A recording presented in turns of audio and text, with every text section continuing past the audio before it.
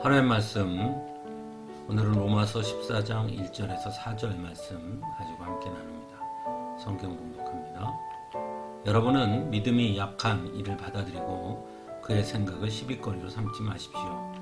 어떤 사람은 모든 것을 다 먹을 수 있다고 생각하지만 믿음이 약한 사람은 채소만 먹습니다.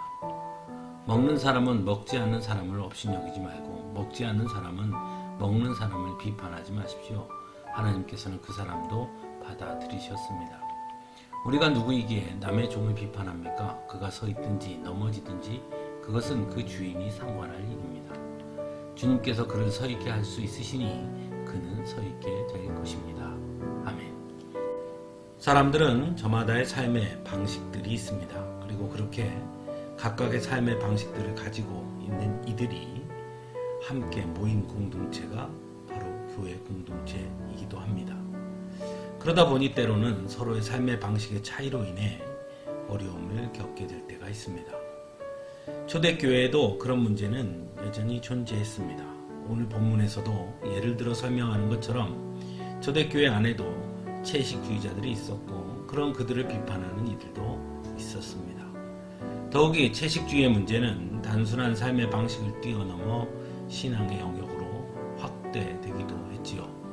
지금도 그래서 제7일 안식일 교회 사람들은 육류를 잘 먹지 않는 것과 같은 것입니다. 더욱이 초대교회 안에 채식주의자들의 수는 그렇게 많지는 않았던 것 같습니다. 그러다 보니 대다수의 사람들로부터 비아냥을 받을 수밖에 없었을 것입니다. 그리고 사도 바울 역시 이러한 갈등의 문제를 잘 알고 있었습니다. 그리고 이 문제의 핵심은 결국 자기중심적 신앙에 있음을 그래서 오늘 본문에서 지적하고 있습니다. 즉 자신의 신앙만이 옳다는 생각이 있기 때문에 자신과 다른 것에 대해서 비판하고 비난하게 된다는 것입니다.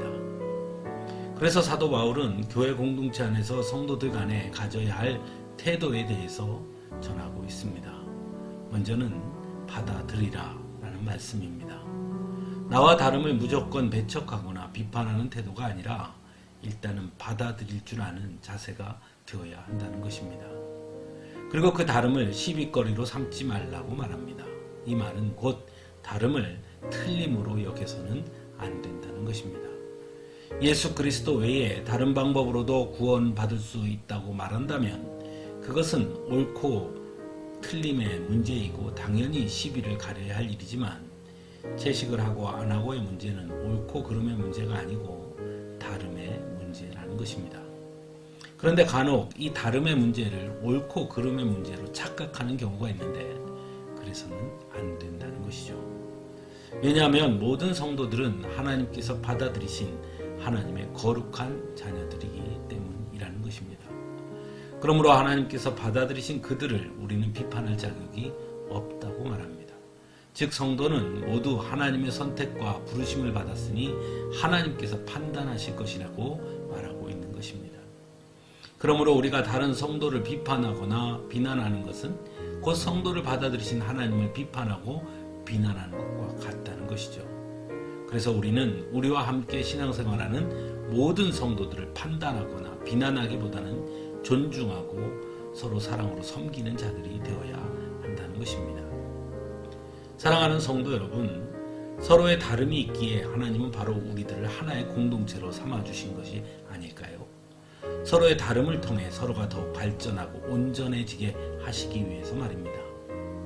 그러므로 언제나 우리 곁에 함께 신앙생활하는 성도들에게 비난과 비판이나 업신여김이 아니라 감사하는 마음으로 그들을 섬기는 우리들이 되어야 할 것입니다. 함께 기도하겠습니다.